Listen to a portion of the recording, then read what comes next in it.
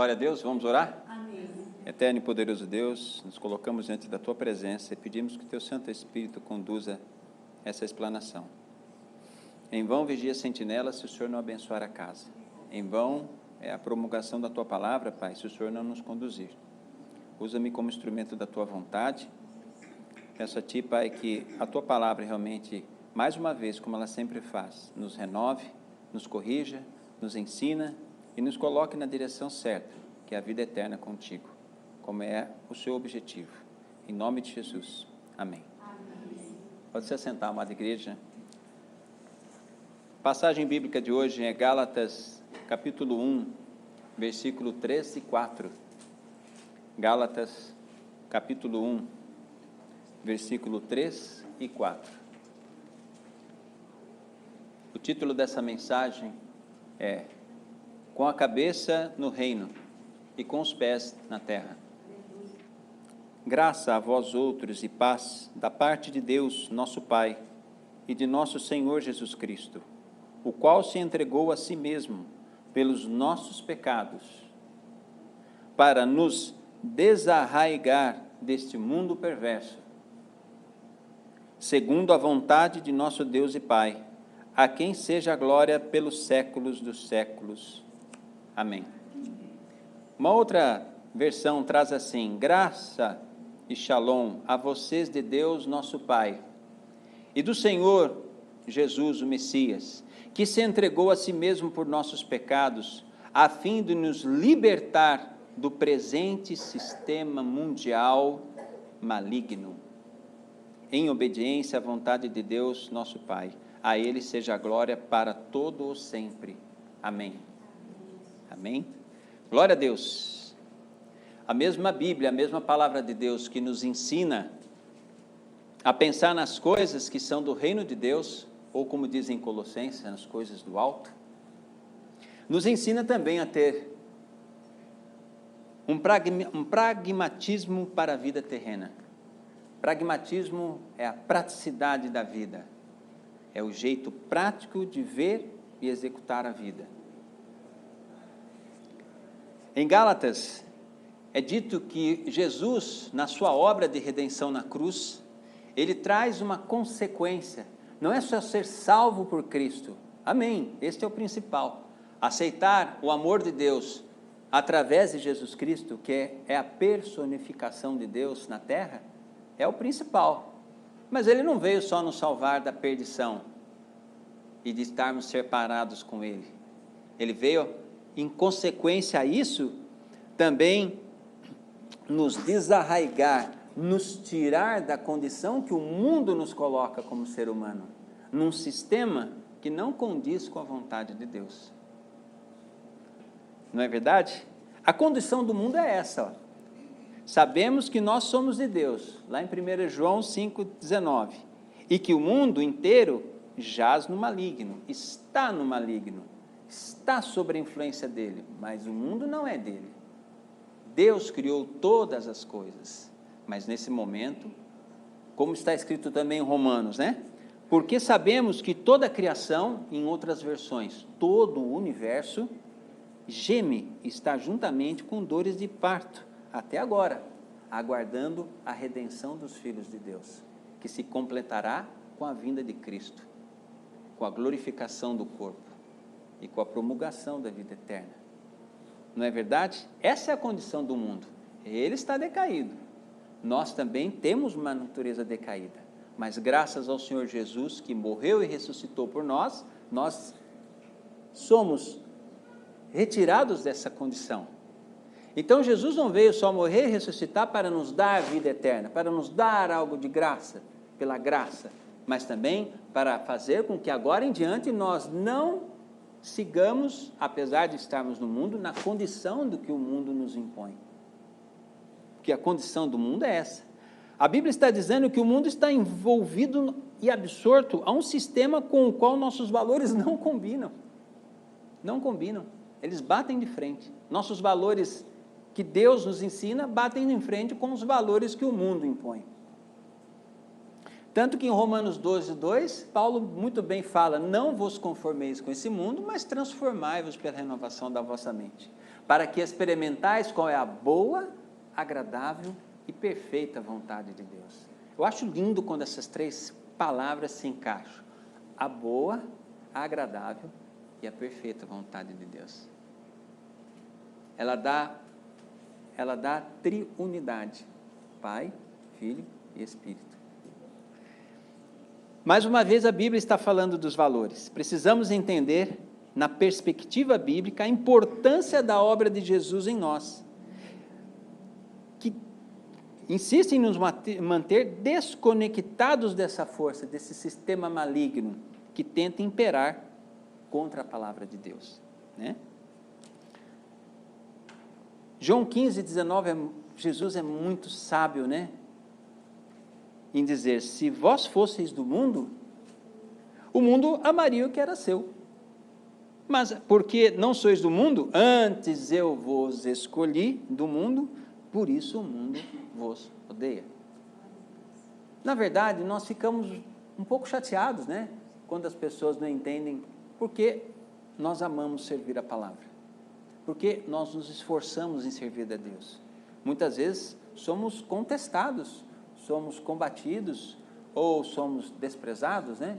O crentinho, ou aquele cara, ele é cabeça fechada, ele não entende. Mas a nossa condição é de não andar de acordo com o que a maioria tenta andar, sobre modismos, sobre modas, sobre filosofias, aquilo que está sendo colocado no momento no meio empresarial, no meio universitário, no meio trabalhista, no meio social, né? Aquilo que se pode fazer, que não se pode fazer. Antigamente era proibido, mas agora tudo mudou, agora o mundo está evoluído, entre aspas. Será? Essa é a condição do mundo. E a condição do servo? Nessa premissa, nessa necessidade de ver o mundo e avaliá-lo, eu tenho que me voltar para o grande e melhor exemplo: Cristo Jesus. Cristo Jesus também veio numa condição a qual também nós hoje enfrentamos. E não posso dizer se isso era pior, se era melhor, se agora está pior do que na época de Jesus. Eu acho que essa comparação, ela é falha, porque senão a palavra não serve para nós hoje, só serve para aquela época, que não é verdade. Avaliemos a época de Noé. A Bíblia diz que todos se perdiam em dissolução, em devassidão, em homicídios. Várias passagens bíblicas mostram como o homem se degladia consigo mesmo quando ele não tem o prumo e a orientação de Deus, quando ele resolve arbitrar sobre as suas próprias razões, né? Em Isaías é interessante que ele traz uma mensagem messiânica. Ele diz assim: porque foi subindo como renovo perante ele, e como raiz de uma terra seca, não tinha beleza nem formosura, e olhando nós para ele, não havia boa aparência nele, para que o desejássemos. Isaías está falando sobre Jesus há 700 anos antes, sobre a condição em que Jesus vem à terra. Ele vem como um renovo numa terra seca.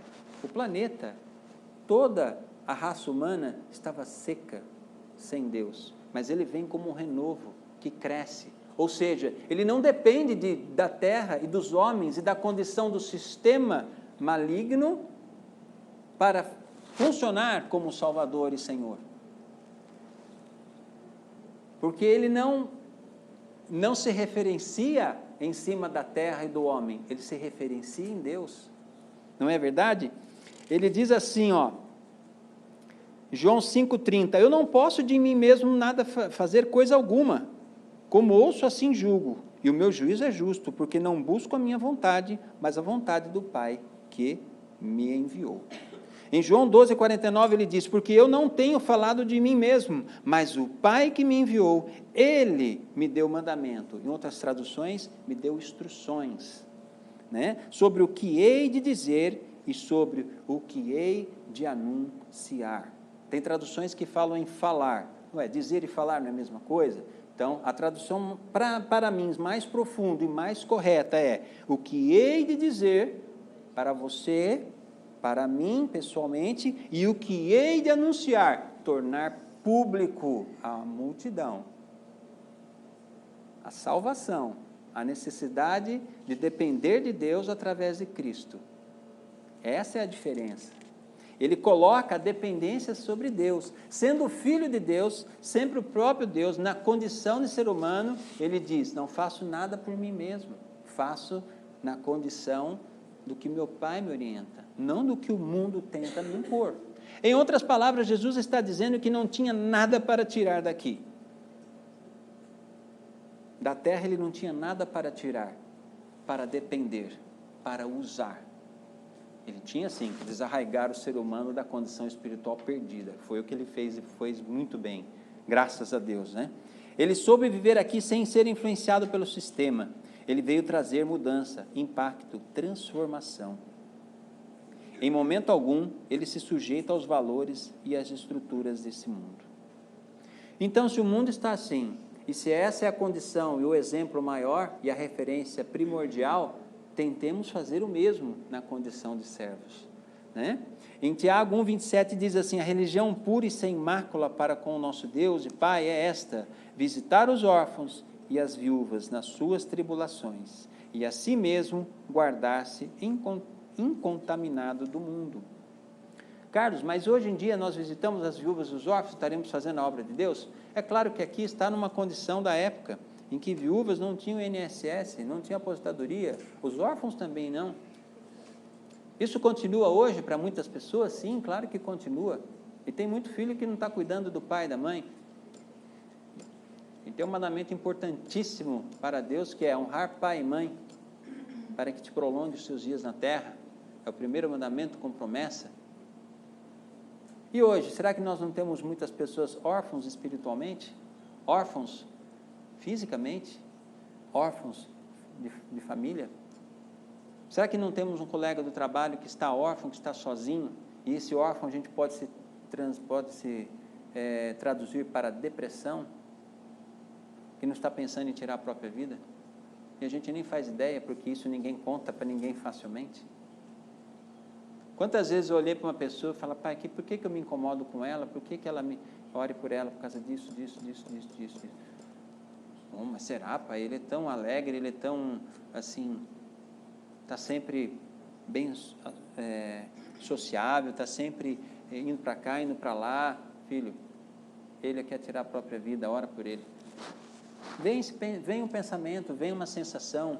Talvez Deus até faça você sentir a tristeza dele, para que você interceda por ele ou por ela.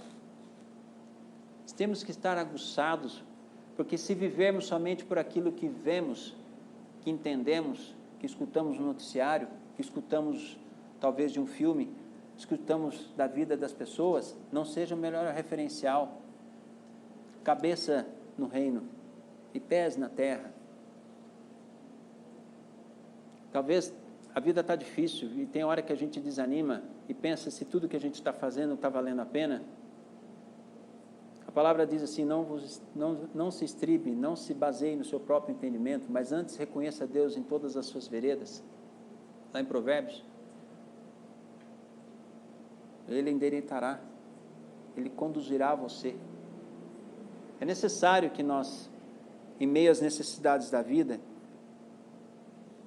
cumpramos então essa religião pura e sem mácula, que é não pensar somente nas nossas necessidades, mas naquilo que o outro está precisando. Porque não é você quem faz a diferença, não é você quem muda, é Deus quem faz. E você é abençoado por isso, e você é fortificado, e você sobe como águia que não se cansa. Não é verdade? Lá em Isaías 40. Tiago 4,4 fala, infiéis, não compreendeis que a amizade do mundo é inimiga de Deus? Aquele, pois, que quiser ser amigo do mundo, constitui-se inimigo de Deus. Muitos irmãos estavam se degladiando, discutindo questões, discutindo situações, fora e dentro da igreja. E Tiago alerta, vocês estão agindo como outras pessoas que nem conhecem a Deus, querendo a razão para si, sendo egoístas naquilo que pedem, e quando pedem, pedem mal. Como vai obter alguma coisa do Senhor? Porque pensa de acordo com o mundo e não de acordo com a palavra. Anda de acordo com o sistema que nos influencia e não de acordo com o que a palavra convida você a fazer. Não impõe, ela convida, ela orienta. Deus nunca é alguém que te coloca um cabresto, puxa ali, como o cavalo que tem que ser dominado, não é assim? Instruir-te-ei, te ensinarei o caminho que deves seguir, e sobre as minhas vistas te darei conselho. Não sejais como a mula, como o cavalo, que sem cabrestos, de outra forma, não obedece. Salmo 32, versículo 8 e 9. Instruir-te-ei, te ensinarei, te encaminharei. Salmo 103 diz assim que, assim como Deus, né, assim como um pai instrui seu filho, assim o Senhor também instrui aqueles que o servem. Como um pai se compadece dos seus filhos, assim o Senhor se compadece daqueles que o amam e que o buscam. Temos que ter esse posicionamento. Temos que ter esse posicionamento, mas nem todos tiveram. Demas, por exemplo, amou mais o presente século e abandonou Paulo e foi para Tessalônica, na época em que Paulo estava pregando. É uma pena. Nem todos escolhem. É uma pena. 2 Timóteo 4, versículo 10. Está lá escrito o que Demas fez. Mas o Senhor dá a paga, cada qual escolhe o seu caminho. Não é verdade? Entendendo essas verdades, nos leva a compreender que o mesmo, após termos recebido o Senhor, após termos aprendido sobre a palavra, se não guardarmos uma postura correta perante a palavra de Deus, também podemos nos afastar. Podemos escolher dentro do nosso coração não praticar, não cometer o erro de não intensificar esse pragmatismo cristão, essa praticidade para com as coisas da palavra. É muito bom vir à igreja, é muito bom louvar ao Senhor, é muito bom cooperar com a obra, com aquilo que Deus te sustenta, mas realmente estamos preocupados em exercitar a palavra de Deus àquele que necessita? A perguntar ao Senhor, Pai, quem que eu vou orar essa semana no meu prédio, no meu bairro, ou por quem que eu vou interceder, quem que eu vou visitar ali, dar uma palavra, como é que você está, o que tem acontecido, você esteve doente, como a oportunidade vai surgir se nós não nos propusermos, literalmente, fisicamente, como lá diz em Tiago, né? Tenha fé, né? Ah, legal, tenha fé, a pessoa está morrendo de fome, pode deixar que eu vou orar por você. Você não ajuda ela com nada, você não dá nenhum pão, nenhuma cesta básica, não estou dizendo de gente que às vezes você vai ajudar e que não quer, ou que se mostra orgulhoso para com a tua ajuda. Existem casos e casos. Nós temos que buscar o Senhor para entender como isso deve ser feito, de que forma deve ser feito, respeitando o limite da pessoa, ou da família, ou do grupo que você quer ajudar. Muitas vezes a gente tenta exercitar a obra de Deus num momento e de uma forma que não é o que a pessoa está entendendo. Temos que pedir sabedoria a Deus para entender como nós vamos fazer isso. Porque senão vamos sair chateados, o inimigo joga a seta ali na pessoa que já está com problema e você entende que não é para fazer. Sempre é para fazer. Sempre é para tentar. Nunca é para desistir. A desistência já cabe ao ser humano. Como dizia um servo, amigo meu, Carlos, o ser humano por ser humano, ele quer que o mundo acabe em barranco para ele morrer encostado. Não é verdade? Porque assim, ontem eu fui fazer educação física e foi uma briga. Eu falei, poxa, mas eu não estou tão ruim assim. É, filho, carne é carne. Carne sempre vai reclamar, sempre vai chorar, sempre vai achar que você forçou um pouquinho mais do que devia e de repente você poderia ter feito um pouquinho menos. Cuidado, filho.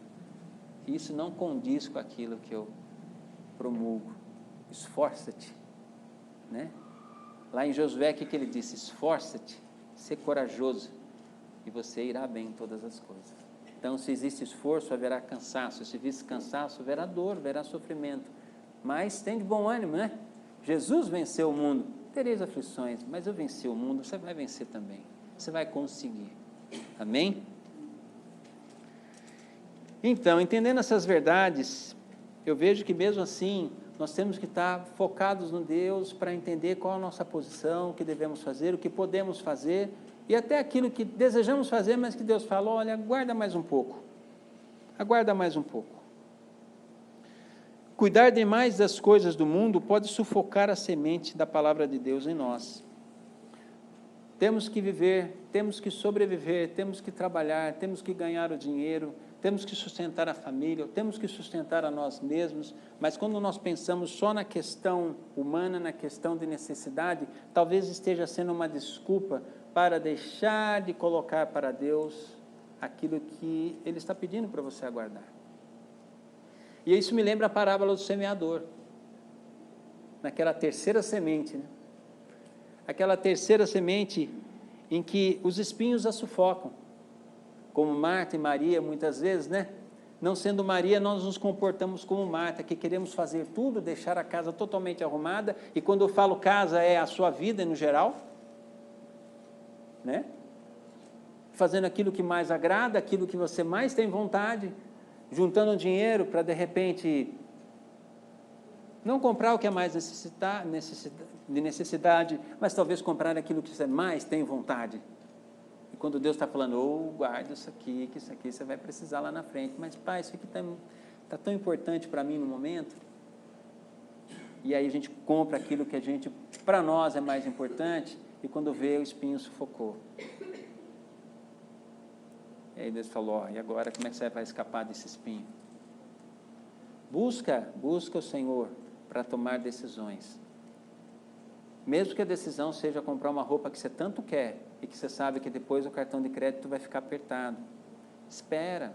Mesmo que seja o carro, o brasileiro gosta muito de carro, eu estava comentando isso com a minha esposa ontem. Nossa, brasileiro adora carro, hein? Como eu gostaria, teria até condições de comprar um carrinho melhor, mas sabe quando Deus fala, não vai ser agora, você vai esperar mais um pouquinho.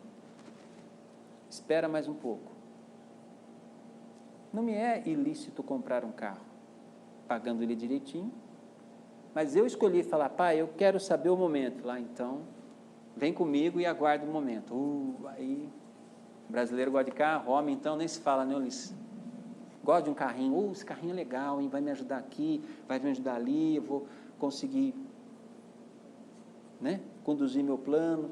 Mas eu falei, não, deixa eu botar a cabeça no alto, deixa eu botar a cabeça no reino, deixa eu ver, isso aqui é realmente necessário agora? Deus falou assim, espera mais um pouco. Então, vamos esperar mais um pouco, vamos ver o que acontece lá na frente. A oportunidade vem, quanto mais você coloca a vida para Deus, mais os seus pés na terra não sente tanta dor na hora de caminhar. Essa é a questão. O que se dizer, então, de coisas que não devem ser feitas, né? Estou dizendo de coisas lícitas. Aquilo que a gente sabe que não deve ser feito, não deve ser feito. Mas aquilo que podemos fazer, Paulo diz, né? Muita coisa me é lícita, porém muitas não me convém fazer. É necessário ter os pés na terra, mas ter o coração e ter a cabeça no reino, nas coisas do reino. Se Jesus vai vir e vai nos renovar, e vai nos glorificar, vai nos transformar, Ele vai renovar todas as coisas. Eu tenho fé nisso. E não interessa tempos e modos que isso vão acontecer.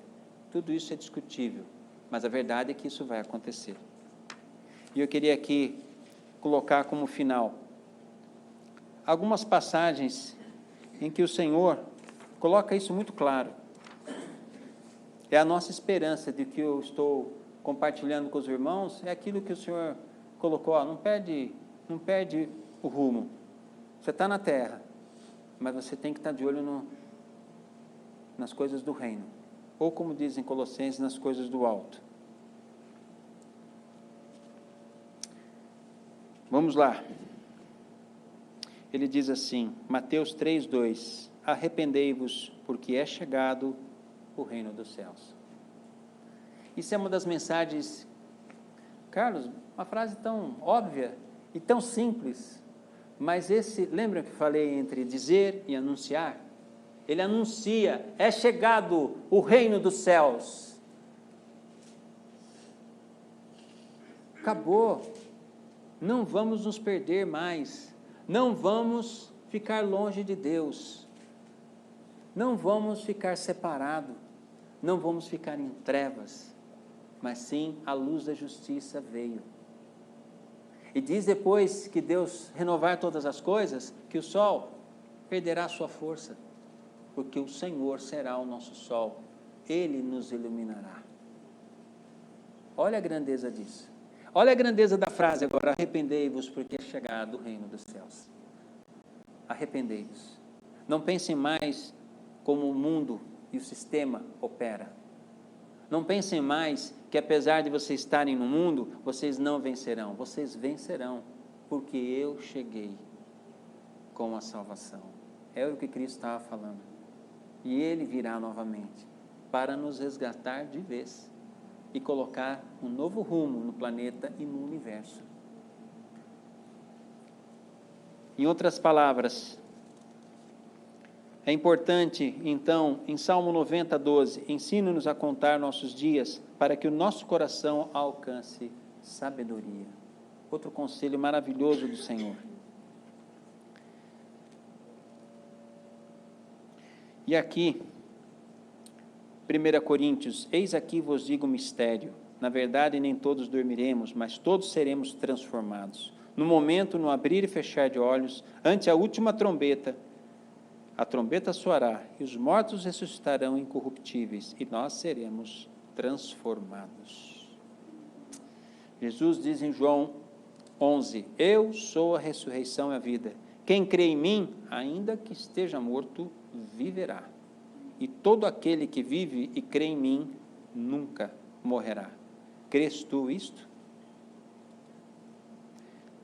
João 5,24, na verdade vos digo que quem ouve a minha palavra e crê naquele que me enviou, o Deus Todo-Poderoso, tem a vida eterna e não entrará em condenação, mas passou da morte para a vida. Isso é cabeça no reino de Deus. A sua vida já está sendo vivida por eternidade. Basta continuarmos. O mundo continuará como está, mas é nós que faremos a diferença, é nós que vamos influenciar. Mesmo naquele momento e naquele dia mais difícil e triste para nós, nós vamos colocar esse versículo em ação. Eu não estou mais condenado eternamente. Não por mim mesmo, pela graça de Deus. Então, continuemos. Hoje o dia não foi bom, mas amanhã será melhor. Hoje eu sofro a dor e a dificuldade e a privação, mas amanhã o Senhor me trará algo melhor, porque Ele sempre tem algo melhor. Quando Jesus fez um discurso difícil para uma multidão, muitos abandonaram Ele, e Ele virou para os discípulos e perguntou, e vocês também querem me abandonar? Pedro foi muito sábio, pelo Espírito de Deus, falou, Pai, Jesus, para onde iremos? Só o Senhor tem as palavras de vida eterna, só o Senhor trouxe o reino para nós, só o Senhor trouxe a condição para que nós adentremos o reino, para que nós acessemos o trono de Deus e para que nós possamos ver um dia o Senhor cara a cara. Para onde que nós iremos? Para onde nós iremos hoje? Nós iremos continuar com o Senhor. Nós iremos continuar em meio às dores, às dificuldades, às privações, porque Deus vai e retira. No momento certo, na necessidade, vai lá e toca, vai lá e cura, vai lá e liberta, e amém. Outro dia eu me encontrei um pouco ansioso com alguns objetivos e projetos que eu tinha, e a gente dá uma sonhada, poxa, Pai, bem que poderia ganhar isso, ganhar aquilo, bem que eu poderia fazer isso, fazer aquilo, e aí Deus falou assim, acabou a sonhadeira? Você está com o pé no chão, mas acabou a sonhadeira? Como é que é? Falei, acabou, Pai, acabou. Então, tá bom, Pai, deixa para lá, risca aí, E como fala, vou reconhecer o Senhor um pouco mais em tudo que o Senhor está fazendo, e eu sei que o Senhor vai endireitar minha vereda. Falei, agora sim, filho, aí, agora ficou melhor. A mente é livre, o coração é livre, ela pensa livre. Se deixar, rapidinho, como ser humano, você já pensa fora do que a palavra quer. Aí Deus falou, opa, o pé está muito na terra, hein? E a cabeça, vai ficar na terra também? Ou vai voltar para mim? Opa, voltou, Pai, voltou. Opa, voltou tudo, então tá bom. Tomemos cuidados, Nosso pensamento é livre. O Senhor veio, trouxe a obra de salvação. Agora Ele também veio e desarraigou a gente do sistema do mundo. Por que nós vamos colocar raiz de volta nele? Não. A nossa condição é divina, a nossa condição é divina aqui na terra. A nossa condição é pensando nas coisas do alto, é pensando nas coisas do reino. Amém? Quero colocar em pé, igreja.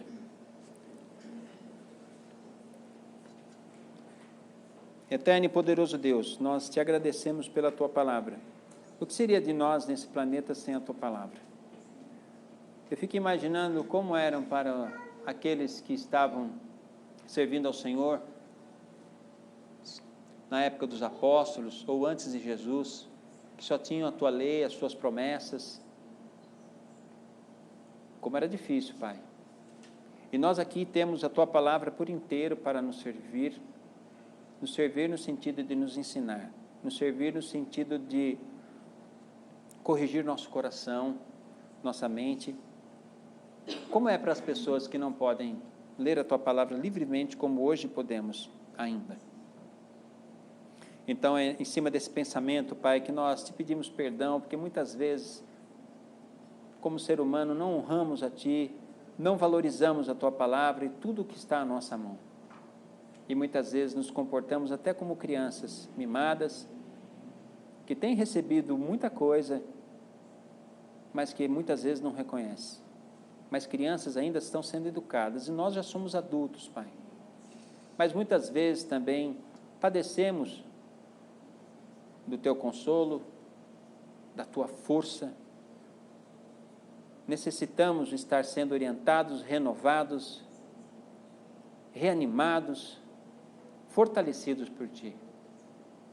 Como diz em João 15:5, eu sou a videira e vós sois os ramos, e sem mim nada podeis fazer. Sempre isso ecoou na minha mente e no meu coração. Sem mim nada podeis fazer.